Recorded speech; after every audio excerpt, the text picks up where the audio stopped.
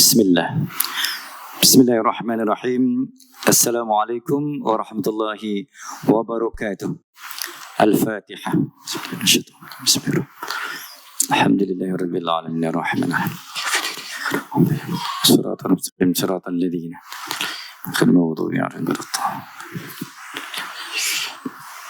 Alhamdulillah, summa alhamdulillah. Allahumma salli ala sayyidina Muhammad. Alhamdulillahirabbil alamin. Wa bihi nasta'in ala umuri dunya waddin. Wassalatu wassalamu ala sayyidil amin. Asyhadu an la ilaha illallah wa anna Muhammadan abduhu wa rasuluh. Allahumma salli ala sayyidina Muhammad tibil qulub wa dawaiha wa afiyatil abdan wa shifaiha wa nuril absar wa diyaiha.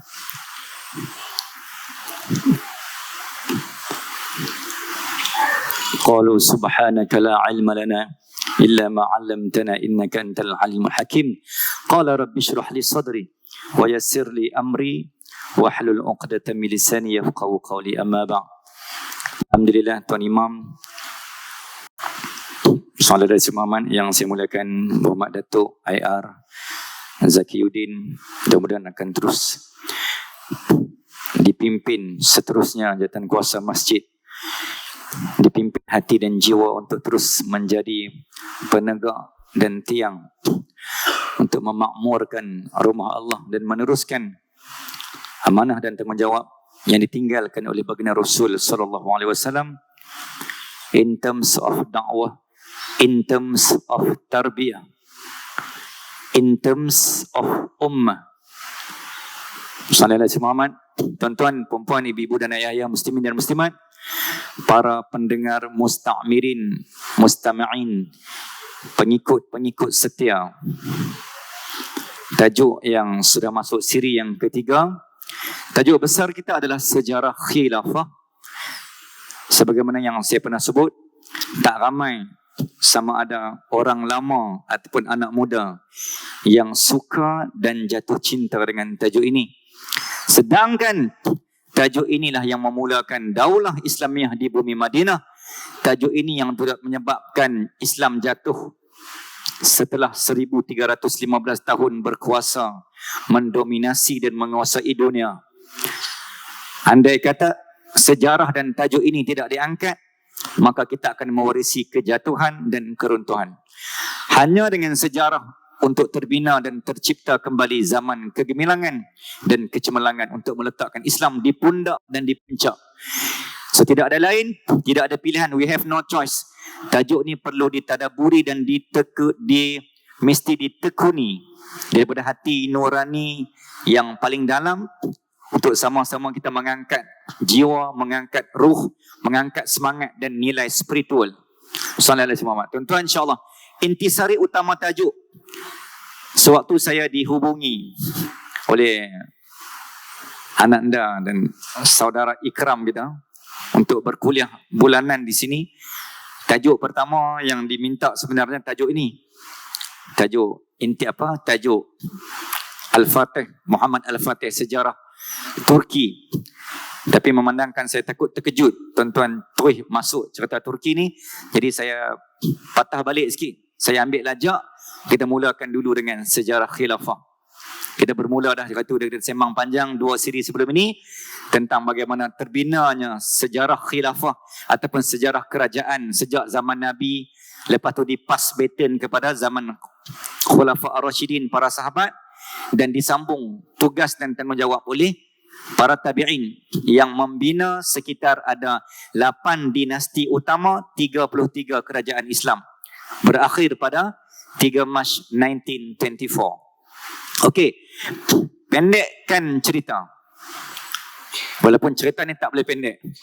Okey, tuan-tuan, malam ni kita nak masuk tajuk Konstantin dan Tanah Melayu. Konstantinopel ataupun Konstantinopal dan juga Tanah Melayu.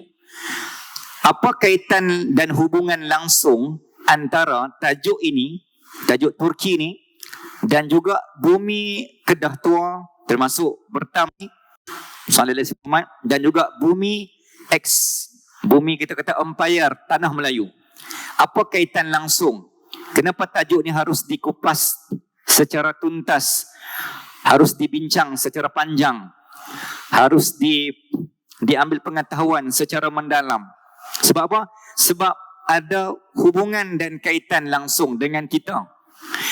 Tuan-tuan, cerita tentang sejarah Konstantinopel ataupun Konstantin. Dia cerita tentang sejarah pertembungan antara apa? Antara dua kerajaan dan dua agama yang terbesar dunia, iaitu Rom ataupun Kristian dan juga Islam. Dan pertembungan antara dua agama terbesar ni dia bermula daripada awal zaman sampai ending zaman sebelum kiamat pun benda tu akan berlarutan. Jadi nak cerita benda macam ni tuan-tuan, sebab tu saya starting dengan zaman Nabi, supaya tuan-tuan tak terkejut dan tahu dia punya timeline dan flow dia. Jadi tajuk kita malam ni dah masuk ke fasa ketiga. Fasa pertama zaman Nabi, dia panggil zaman Nubuwah. Fasa kedua zaman Khulafa Ar-Rashidin. Fasa ketiga fasa Mulkan Adhan, raja yang hebat, yang menggigit, yang meletakkan Islam di puncak. Jadi semua pemimpin harus dengar dan harus faham tajuk ni, agar Allah meletakkan nilai ruh spiritual bagaimana karakter seorang pemimpin. Sebab Nabi dah tinggalkan kepada sahabat, sahabat tinggal kepada tabi'in, tabi'in tinggal kepada tabi'in. Maka kita ambil iktibar dan ibrah. What should and what must we have in terms of leadership. Tuan-tuan, cerita tentang Konstantinopel, Nabi pernah menyebut dalam kitab Al-Fitan, dalam kitab Sallallahu Alaihi Muhammad, Abu Fatih Al-Adnani, seorang penulis kitab siri Bidayah wa Nihayah akhir zaman, mengatakan bahawa ada dua hadis dan dua nama yang Nabi sebut tentang tajuk ni. Jadi tajuk kita ni tajuk yang Nabi dah sebut, jangan main-main. Yang pertama Nabi sebut Turka, yang kedua Nabi sebut Rum. Dan dua tajuk ini, dua kalimah yang Nabi sebut ini, Nabi kata hati-hati kalian akan bertempur dan kalian akan bertarung dengan dua benda ni, Turka dan juga Rum. Sehingga kan Allah buat dalam juzuk 21 surat Rum, Ghulibatur Rum. Ada surah Rum sebelum surah Luqman. Jadi cerita tajuk ni dia cerita tentang sejarah, kemuliaan, kekuatan, penguasaan, penaklukan, kelemahan, keruntuhan wilayah jajahan taklukan yang melibatkan technical, tactical, spiritual, physical, mental. Boleh ulang ayat tu. Kalau minta saya ulang pun tak ingat dah. Sebab dia main sepintas lalu kan. Okey. Sandaran kita tuan-tuan pada ayat 82. Innama amruhu idza arada syai'an an yaqula lahu kun fayakun. Sesungguhnya bila Allah berkehendak, terangkat, mulia, berdiri, terpasak, tertegaknya sesebuah kerajaan, bila Allah kata kun, jadi. Itu sandaran kita. Yang kedua, bangsa paling mulia. Kenapa Allah mengangkat bangsa Turki ataupun Turka yang Nabi sebut? Sebenarnya Allah nak test allazi khalaqal maut wal hayata liyabluwakum ayyukum ahsanu amala. Allah nak test setiap zaman ni, siapa yang paling pegang pada sunnah aku, dia akan diangkat. Ketika aku ada, bangsa Arab nombor satu. Bangsa Arab menjadi bangsa paling mulia at that moment, at that phase. Tetapi bila Nabi wafat, terangkat berkat, bergaduh Syiah dan Khawarij, berpecah. Akhirnya Allah tak hampa, ni bangsa Arab tak layak, aku cabut kemuliaan, Arab jatuh. Sebab bersekongkol dengan Yahudi dan juga Inggeris, yang di bawahnya, di belakang Theodore Edward Lawrence Sallallahu Alaihi Muhammad. Ini antara nama-nama orang yang telah menyebabkan kejatuhan negara Hijaz di bawah pimpinan Turki Utsmaniyah. Ni semua ni cerita fakta. Dia tidak ada sentimen politik, tidak ada sentimen pergaduhan dan perbelahan. Kita berbicara on the fact, on the right track, on the right path. Tuan-tuan, jadi poin yang kedua ni, Allah nak kata, pada ketika ini, Konstantinopel ni bukan bangsa Arab yang takluk, tetapi bangsa Turka atau bangsa Turki yang Nabi kata sepek matanya. Tuan-tuan, bangsa Turki ni dia ada dua apa kita kata? Dua jenis lah, bahasa mudah, bahasa dua kategori. Satu, Turki yang akan menentang Islam. Dan daripada Turki juga melahirkan Ya'juj wa Ma'juj. Turkmen. Turk itu adalah nama cucu cicit kepada Nabi Allah, anak kepada Nabi Allah Nuh, iaitu Yafis, yang wajahnya putih. Wajahnya putih kuning tu. Dia jenis cerah-cerah macam saya ni. Nak abang. Boleh? Ada tak puas hati? Tak mau kalah. Dia putih-putih. Sallallahu alaihi wasallam. Tuan-tuan, ibu dan ayah, Allah memuliakan dan menghina sesuatu bangsa. Kullahumma malikal mulki tu'til mulka man tasha wa tu'izzu man tasha wa tudhillu man tasha.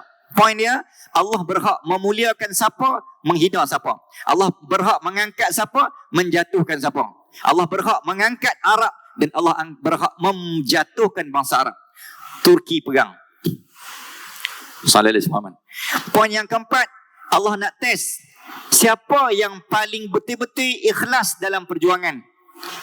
Maka ketika itu Turka yang betul-betul paling sayang pada Nabi. Qul in kuntum tuhibbunallah. Qul in kuntum tuhibbunallah fattabi'uni yuhibbukumullah. Yang paling pegang pada sunnah Nabi adalah bangsa Turka.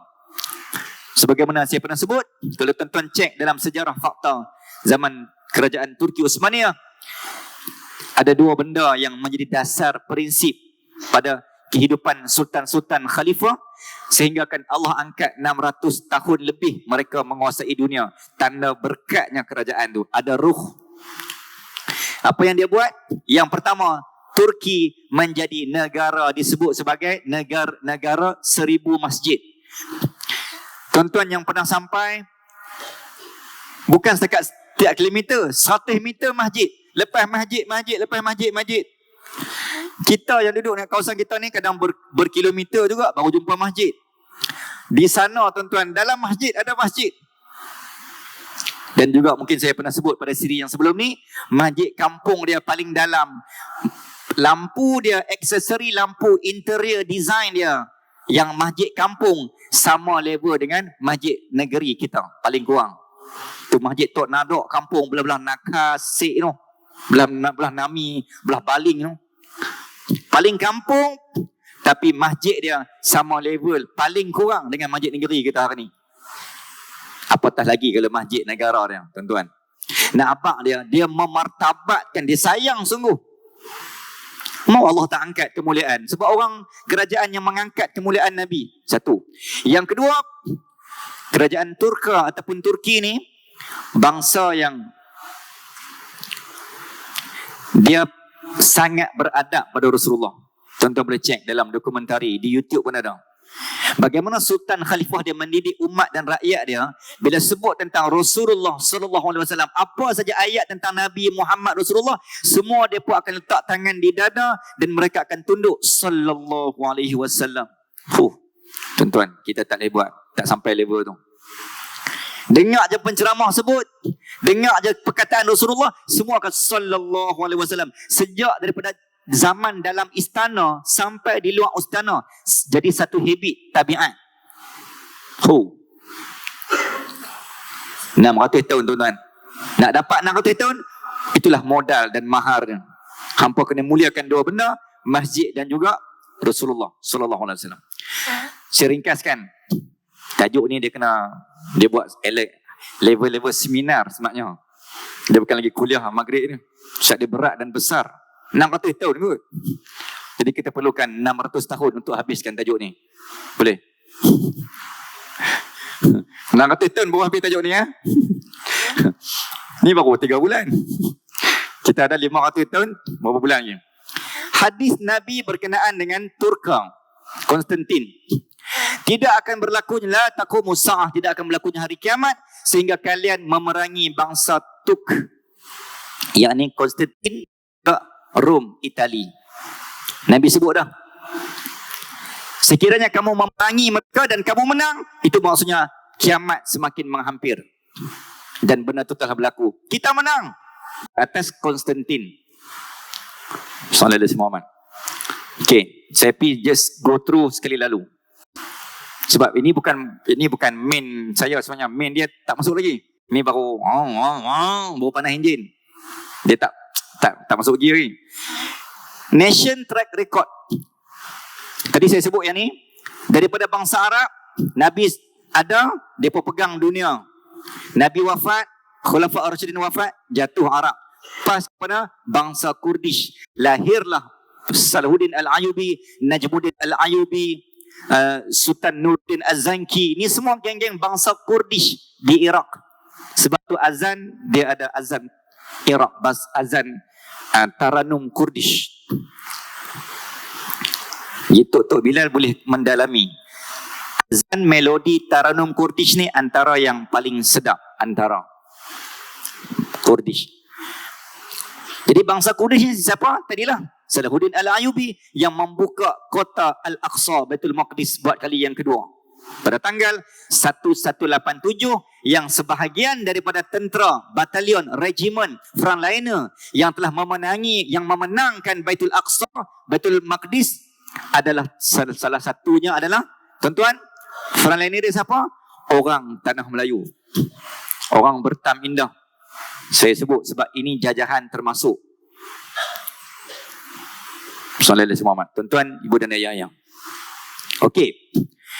Daripada bangsa Kurdish, semakin lama mereka semakin hanyut, lalai, leka, takhta, wanita, harta, mahkota, istana lenyap, tak nampak muka kat masjid. Dulu sultan-sultan khalifah ni, kira tuan-tuan bayangkan bila Tok Bilal habis la ilaha illallah,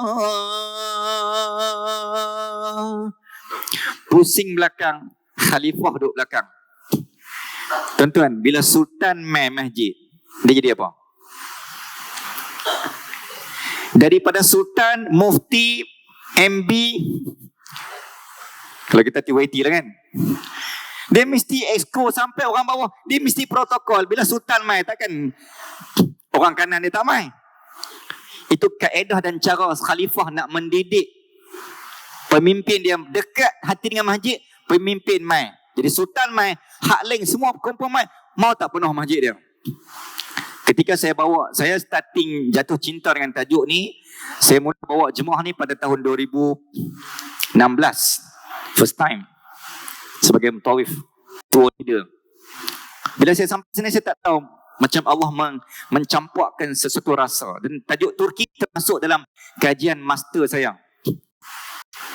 Saya maaf cakap kan. Kita berlandaskan fakta kajian saya. CP dan kita jumpa tok-tok guru dan pakar-pakar sejarah. Bukanlah hebat sangat, tapi tuan, orang yang bercerita secara teori dengan orang yang bercerita dengan orang yang tu dia pergi tengok sendiri dan dia kaji, dia lain, tuan-tuan. Tuan-tuan pun sama, siapa-siapa lah. Dia punya feeling dan sense tu kita rasa lain. Sebab saya pun sambil duduk cerita ni, saya duduk terbayang checkpoint. Dia punya vibe di sana tu, bumi Turka. Tuan-tuan, sallallahu alaihi Muhammad. Okey. Tadi nak kata apa tadi? Kerajaan yang 600 tahun lebih menguasai ni, Salahuddin Al-Ayyubi berakhir, umat, rakyat dia, bangsa dia sebab semakin lalai, akhirnya bangsa ketiga itu, ketika Kurdish menguasai dunia, geng-geng Turka. Tuan-tuan, Turki ni, mereka ni waktu tu hanya tentera biasa. Dia hanya staff, lance corporal, sarjan major, baru level-level bawah lah. Laskar Udara 1, Laskar Udara 2. Dia bukan lagi main frontliner ketika ni. Jadi ketika inilah mereka berlatih untuk berperang. Sehingga kan bangsa Kurdish jatuh pas ke Turki, ke Parsi. Parsi inilah tuan-tuan dalam sejarah kitab Daud Al-Fatani dan kitab kerajaan Assyria di Iraq pernah mengatakan bahawa negara Parsi inilah yang pernah membawa besi daripada jajahan kerajaan Kedah, termasuk kita ni lah. Tanah Melayu ni, Kedah tua pada tahun 1100. Pada tahun 630 ada catatan mengatakan orang pertama kerajaan Maharaja Derbaraja yang sampai daripada Parsi ke Merbuk, dan kerajaan ni yang bawa besi pi ke Mekah dan Madinah dan pernah diguna pakai dalam siri peperangan Rasulullah. Tuan-tuan cek dalam catatan rekod kerajaan Assyria Iraq, pernah ditemui bahawa ada catatan batu bertulis dan ada tulisan tanah Melayu pada senjata keris. Ketika Nabi perang, Nabi rampas daripada Yahudi, Yahudi ambil daripada Parsi, Parsi ambil daripada kerajaan Kedah tua. Nak bagi tahu bahawa bumi kita ni antara paling awal menerima Islam sebelum Empayar Melayu Melaka lagi. Ganas tak ganas? Tanah Melayu ni ganas. Bumi yang kita kata bukan kaleng-kaleng lah. Sallallahu alaihi wasallam. Parsi jatuh, diserah kepada Bani Seljuk. Seljuk ni tuan-tuan, dia berpusat di Konya, tempat Mevlana Jalaluddin Ar-Rumi, seorang ulama tasawuf yang diangkat seperti mufti. Kalau tuan-tuan pun cek dalam sejarah, Sultan kalau berjalan, mufti mesti duduk sebelah dia.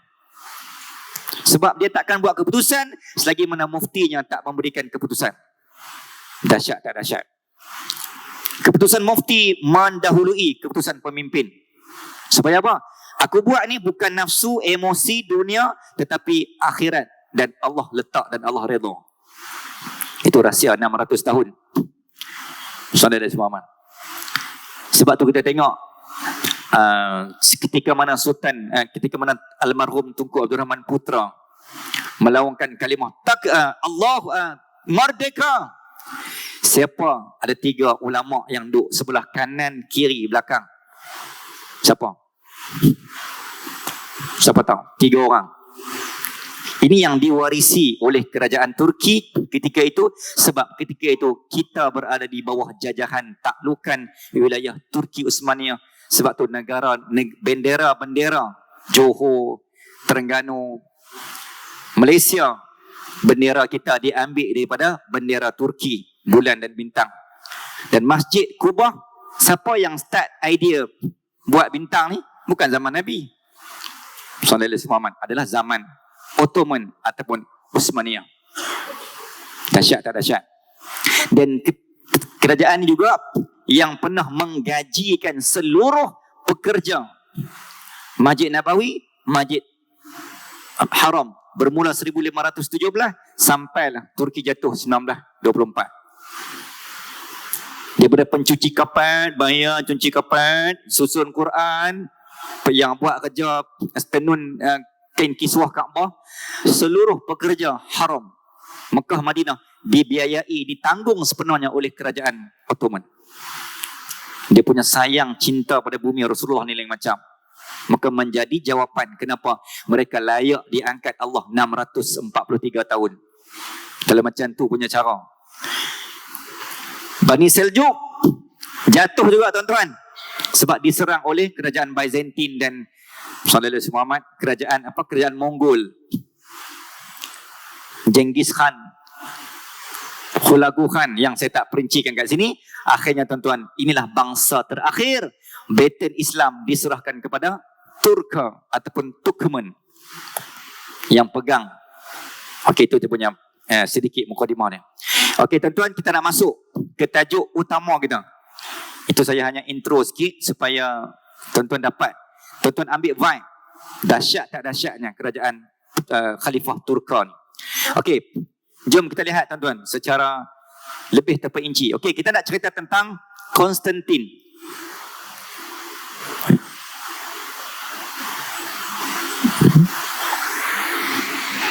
Okey, kita sedang membicarakan tentang Konstantin 1453. Jangan tuan, sekejap.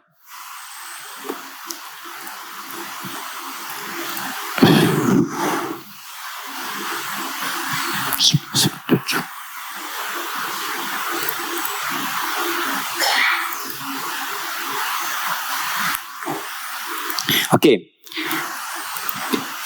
Siapakah yang memulakan edisi untuk menakluki Konstantin ni? Dan kenapa perlu ditakluk? Nabi kata apa? Ketika Nabi berada di hujung usia, Nabi sebut la tuftahannal Qustantiniyyah falan ya'mal amiruha walan ya'mal jaish dzalikal jaish. Nabi kata kiamat dan Islam ni tak akan menang satu hari nanti sehingga ada kota Rom akan dibuka, akan ditakluk oleh seorang anak muda.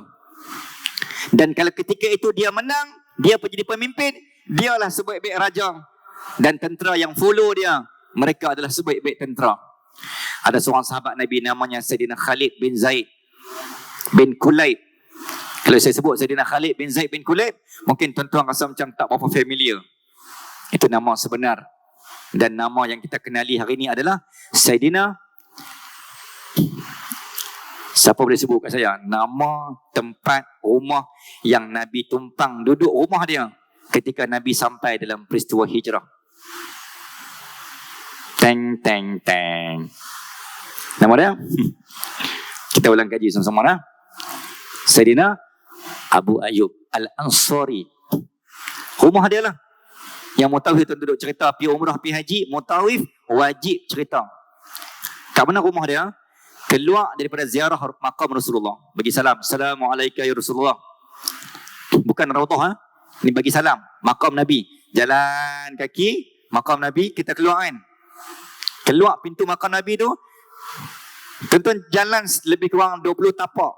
Lah ni kalau situasi Madinah hari ni, Masjid Nabawi, dia akan selekoh sikit. Lepas tu keluar ziarah tu. Selekoh dalam 20 tapak, tuan-tuan akan nampak satu kotak. Dia kotak tu lah kotak tais marble di dataran Masjid Nabawi tu. Depan sebelah kiri kubah hijau. Di situlah tapak asal Sallallahu Alaihi Muhammad, rumah yang Nabi sampai dari Mekah dalam peristiwa hijrah. Nabi duduk kat situ 7 bulan sementara menunggu projek fasa pertama pembinaan Masjid Nabawi. Bismillahirrahmanirrahim. Okey, tak mau cerita bab tu panjang. Dia ni lah sahabat Nabi ni yang mendengar Nabi kata siapa yang boleh buka Konstantin ni, dia sebaik-baik raja, sebaik-baik tentera. Sahabat dia ada perangai. Nabi sebut satu hadis baru saja, mereka nak jadi orang yang Nabi sebut tu. Adalah lagi benda yang aku tak buat yang Nabi kata. Macam tu perangai dia. Habit. Hari ni Nabi kata apa? Nabi kata siapa yang baca Quran surah Al-Kahfi sikit-sikit. Aku nak buat. Yang hari ni esok pula Nabi kata apa? Setiap hadis Nabi tu, depa orang pertama, aku dulu berebut. Jadi bila hadis tentang penaklukan Konstantin, Abu Ayyub mendengar tuan, dia nak jadi orang pertama yang buka. Ketika itu dalam riwayat mengatakan usianya 80 tahun. Gagah juga. Tok Wan dah pun. Tongkat dah. Nak pergi perang juga. Tok Wan, Tok Salah, Tok Wan. Oi, sakit gout, terkencing dalam keng nak pergi perang lagu mana? Itu bahasa kita lah. Aku tak kira. Aku nak dapat pahala syahid dan aku nak dapat orang yang Nabi sebut tu sebaik-baik raja, sebaik-baik tentera yang membuka Konstantin. Abu Ayyub Al-Ansari ni dia hidup pada 3 zaman. Zaman sahabat, zaman Nabi, zaman sahabat, zaman tabi'in. Dahsyat. Mulia dia. Okey, cerita tentang Konstantin ni, cerita tentang pertembungan antara 2 agama terbesar dunia, iaitu Islam dan Kristian. Sallallahu Alaihi Muhammad. Okey. Tuan-tuan, hadis Nabi yang saya bacakan tadi, Sallallahu Alaihi Muhammad. Okey. Pertembungan ini kita panggil pertembungan epic war. Kita kata sejarah lama lah, musuh lama, berdendam lama Islam dengan Kristian ni, Islam dengan Rom. Sejak zaman Nabi sebelum lahir lagi, Rom dengan Parsi duk berlawan sampai Islam timbul zaman Nabi. Rom dengan Parsi tak heran. Rom kan kuat, kerajaan Rom. Sebelum Nabi lahir ni, cerita Parsi yang pernah mengalahkan Yahudi berlawan. Inilah dua kerajaan dunia. Pam, kawan ni pula lawan pam, kawan ni pula pam pam pam pam pam pam pam pam lawan. Sehinggalah Nabi muncul di bina Madinah.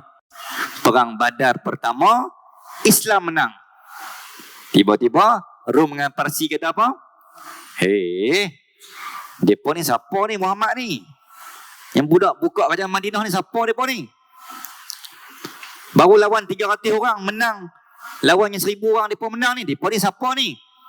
Di situlah Rom dengan Parsi mula memberi perhatian kepada Islam. Kita ranking nombor 3 waktu tu. Uhud sampai Khandaq 3,000 lawan 10,000. Kita menang. Darjat semakin naik. Rom dan Parsi, depa ni tak boleh buat kaleng-kaleng ni. Dia bagi perhatian ni. Apa benda ni? Apa yang ada dalam kerajaan Muhammad ni? Dahsyat sangat ni depa ni. Memenangi dalam setiap siri peperangan sampai Tabuk. Maka ketika itu tuan sallallahu alaihi Muhammad dalam perang Tabuk, perang Mu'tah, Islam dah dominan, Islam kuasai. Hak tak sat Rom dengan Parsi, bila sampai perang Tabuk, Mu'tah Jordan, perang salib pertama ketika itu, zaman Nabi ada, maka Islam is conquering the world. Rom, Parsi jatuh ranking. Daripada tak ada apa, Nabi bina. Bismillahirrahmanirrahim. Okay. Dia ada ayat. Ayat inilah yang menjadi pegangan kepada Sultan Muhammad Al-Fatih. Ni baru nak masuk tajuk main dia. In yansurukum Allahu fala ghaliba lakum wa in yukhdhulkum faman dhal ladzi yansurukum min ba'dihi wa 'ala Allahi wa 'ala Allah falyatawakkalul mu'minun. Surah Al-Anfal ayat 60. Jika Allah menolong kamu, maka tak ada siapa pun yang boleh mengalahkan kamu. Tapi jika Allah membiarkan kamu, tak ada siapa pun yang boleh membantu kamu selain daripada aku, kata Allah Azza wa Jalla. Ni semua pemimpin, bukan sekadar pemimpin lah, kita pun kena hadam betul-betul ayat ni. Dia panggil ayat serah diri. Tuan-tuan nak minta kerja, tuan-tuan nak pergi interview, Allah kata, kalau Allah bantu, siapa pun tak boleh lawan. Tapi Allah kalau kata tak boleh, hang tak usah buat macam mana, hang recommend orang tu ke, orang dalam ke, tak boleh. Ayat tauhid dia panggil. Ayat ni yang menjadi ayat jihad mereka. Bismillahirrahmanirrahim. Okay. Apa yang cuba ditawan, apa misi Konstantinopel ni? Okay, tuan-tuan, jom kita kenalan dulu. Konstantinopel ni, dia adalah jantung dunia. Dan dia terletak pada negara yang ada Asia side dengan Europe side. Negara Asia, benua Asia dan benua Eropah. Dan Nabi kata siapa yang menguasai Konstantin ni, dia menguasai dunia. Sebab tu sahabat nak sangat kuasai Turki. Sebab siapa conquer, for those who are conquering Constantinople, then he will be conquer the world. Siapa yang kuasai Konstantin ni, dia akan kuasa dunia. Tengok tuan-tuan, sebetul bila Al-Fatih menang je Konstantin ni, dunia bawah tangan kita. Dibina oleh Maharaja Konstantin pada sekitar 330 Masihi. Nabi lahir bila? 570. Konstantin ni wujud 330. Maksudnya sebelum Nabi lahir. It's around 170 years before Maulid, before arrival, before birthday of Prophet Rasulullah sallallahu alaihi wasallam. Pusat Empire Byzantine yang sebelah abad, 1 abad 100 tahun, sebelah abad 1100 tahun, tak pernah kalah, tak pernah jatuh, tak pernah runtuh. Dahsyat tak dahsyat? 1000 tahun tuan-tuan, tak pernah kalah. Kita kalau lawan bola sebelah menang tak pernah kalah tu kira kau kemah, baru sebelah game.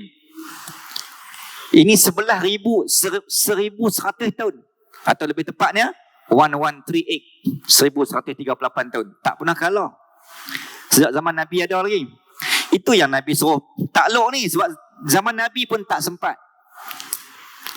merangkumi Italia, Bulgaria, Yugoslavia, Romania, Konstantin, Tanah Arab, Afrika, Eropah.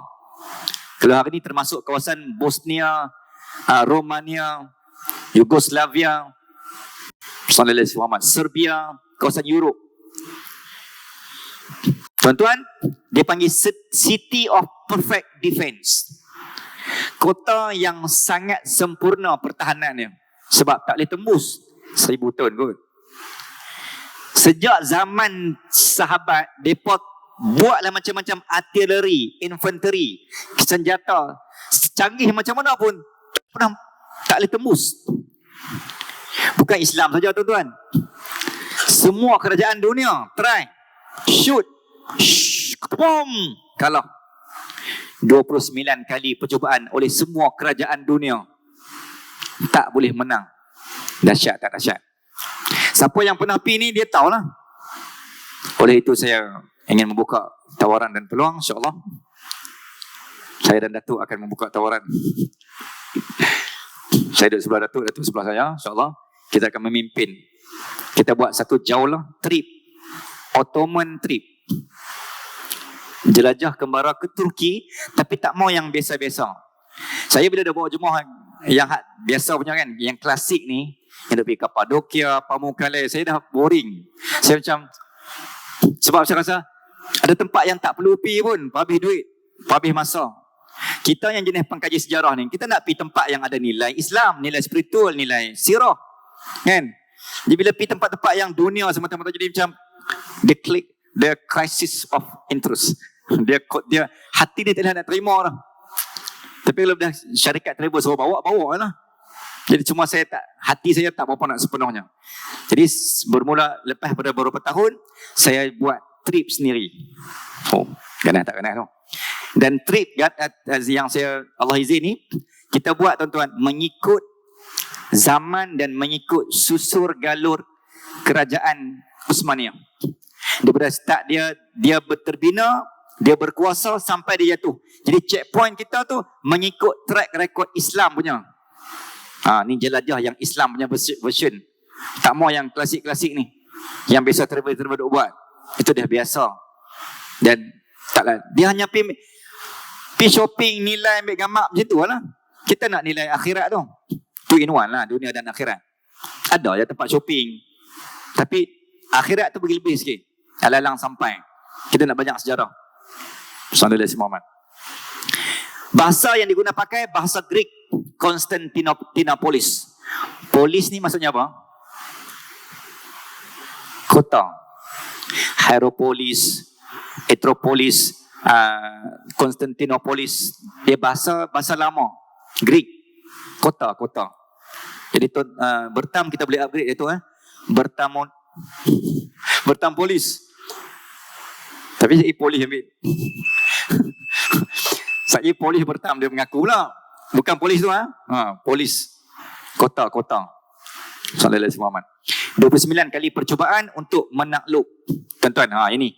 Nampak? Saya edit sikit. Bagi dia clear. Pasal apa yang tak boleh lepas ni, 1000 tahun ni? Jadi ada apa ni? Dia makan apa? Apa buat apa ni sampai ganas sangat ni? Okey, jom kita tengok tuan-tuan. Okey, yang pertama. Last, kita ending kat sini Dia ada selat dan Konstantin keliling kelalang dia adalah laut. Marmara, Bosphorus Lake. Jadi antara kekuatan tentera Konstantin Kristian, dia panggil Empire Kerajaan Byzantine, Kristian Ortodoks. Kristian lama, Kristian kan ada dua kan. Dia berpecah, yang macam Europe, Eropah, US, NATO ni, ini Kristian moden. Sallallahu alaihi wasallam. Dia ada Kristian Ortodok macam di Habsyah, di Ethiopia, di Afrika. Itu Kristian Ortodok. Yang mereka ni sebahagian Kristian Ortodok menentang apa yang dasar perlembagaan di US, NATO. Mereka pun tak setuju walaupun sesama Kristian. Akhir zaman mengatakan bahawa geng-geng Ortodoks ni berpotensi untuk masuk Islam ketika Imam Mahdi muncul. Sebab mereka lebih dekat dengan Injil berbanding Bible. Kristian moden, mereka more on Bible. Tapi Kristian Ortodok, mereka hampir membaca yang salinan asal Injil sebelum ditukar pada Bible. Jadi akidah tauhid mereka lebih dekat dengan Allah berbanding Yesus. Okey. Dia ada 7 bukit. Kalau tuan-tuan pergi, dia ada 7 bukit secara semula jadi. Jadinya antara kekuatan Konstantin ni sebab dia tumpang kepada faktor semula jadi. Sebab dia memang ada bukit. Tak perlu bina kubur dah. Tak buat kubur, memang dah kuat. Boleh berlindung. Jadi satu bonus and advantage lah. Itu antara kekuatannya. 2/3 menghadap laut. Berbentuk segitiga dia punya kota dia. Dan mempunyai armada pasukan laut APMM, TLDM terkuat dunia ketika itulah. Itu bukanlah APMM, APM apa? APMT. APMM Malaysia punya. TLD Tentera Laut Diraja Turki. Waktu saya ni jenis peminat kapal, aircraft. Baru ni saya pergi 5. Antara pesawat yang tercanggih dalam 5 baru ni cuma adalah pesawat Turki Aerospace.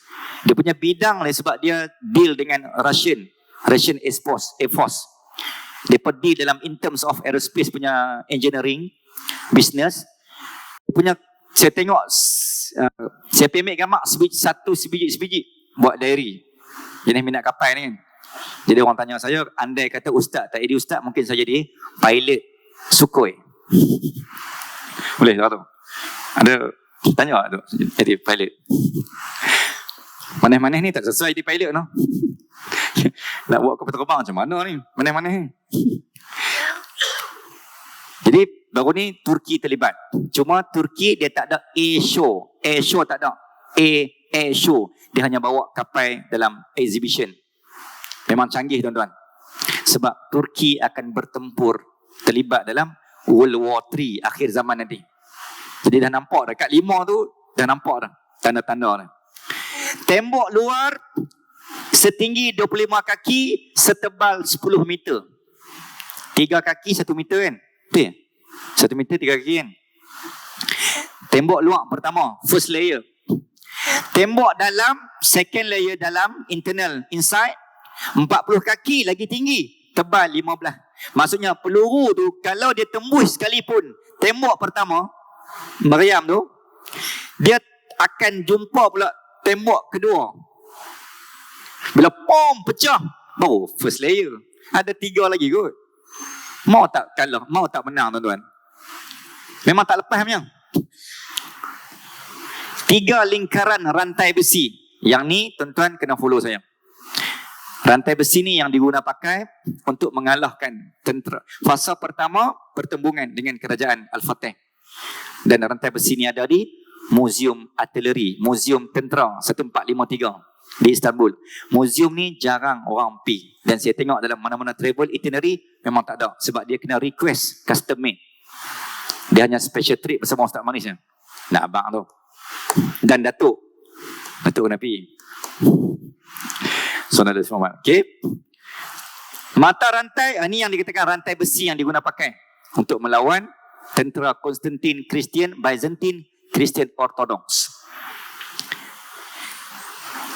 Rantai besi ni dia punya function ya tuan-tuan. Ketika Al-Fatih ada 400 kapal. Okey. Lawan bila nak lalu punya canggih dia yang dikatakan APMM depa ni, depa ada rantai besi 3 layer. Dalam rantai tu tuan-tuan, kalau tuan-tuan pegang waktu dia rasa meremang. Macam mana depa teknologi dia bina? Rantai bila dah melekat, rantai tu bersambung dalam laut.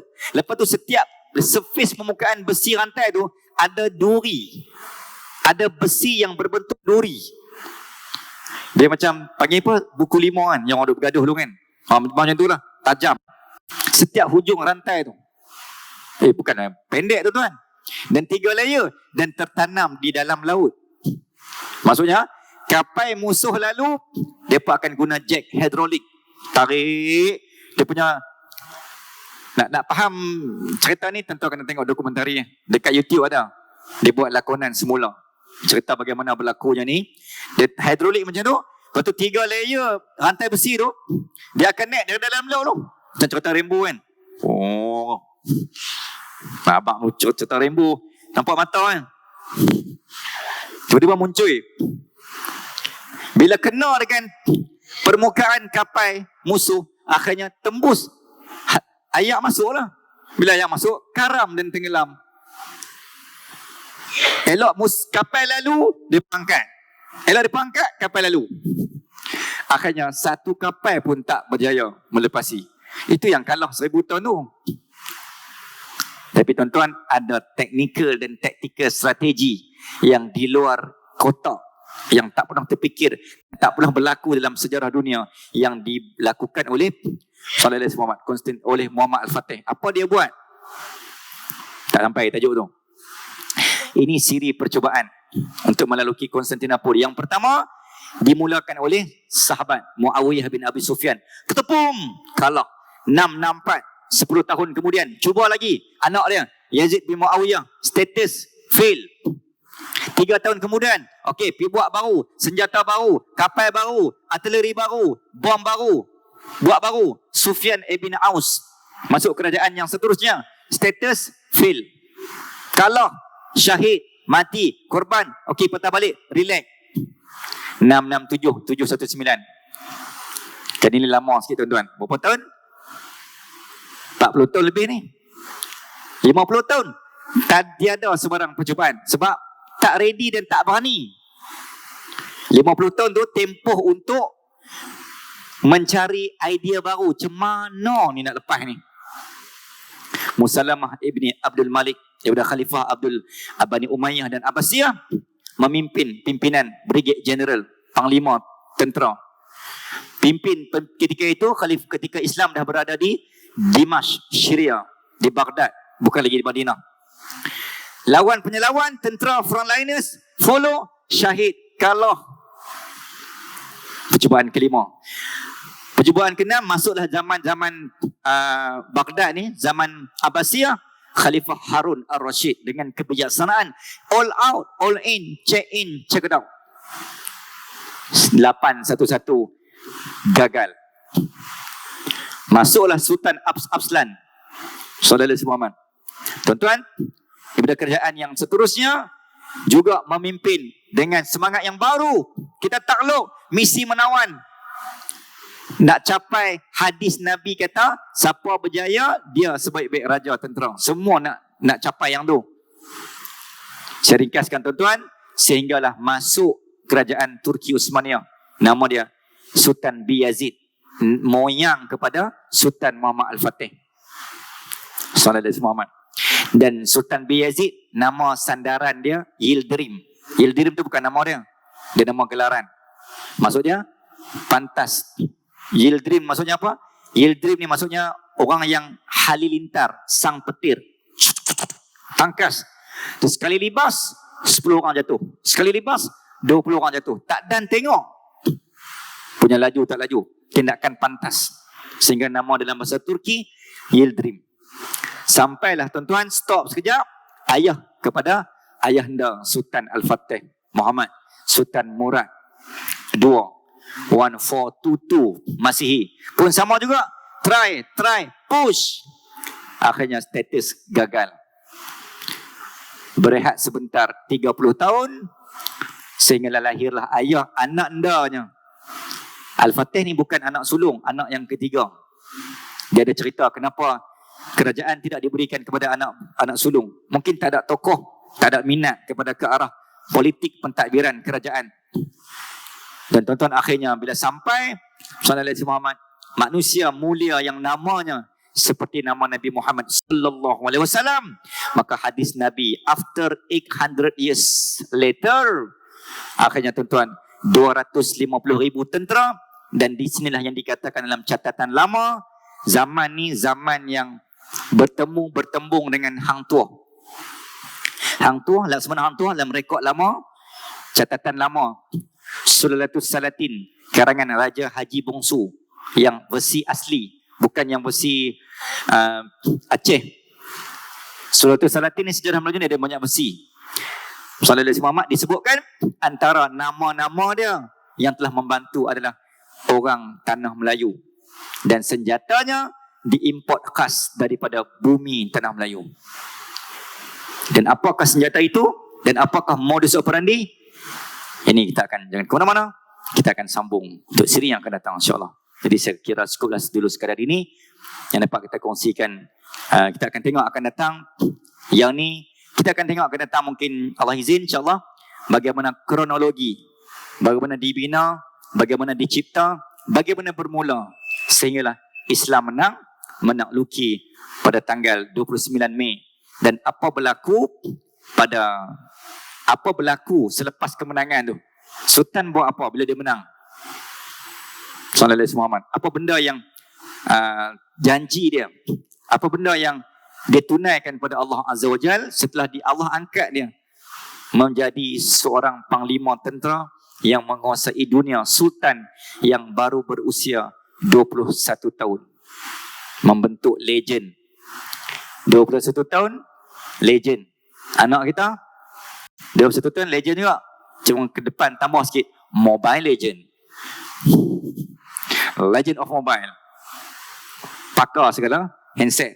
Handset apps ni semua serah kat dia. Legend kot. Okay, tuan-tuan sekadar itu minta maaf andainya ada kata-kata kurang bicara yang tak kena di mana-mana. Mudah-mudahan Allah mengampunkan dosa dan Allah menunjukkan jalan kita insya-Allah. Qul qawla hadza wa astaghfirullahal azim li wa lakum wa billahi taufiq wal hidayah. Wassalamualaikum warahmatullahi wabarakatuh.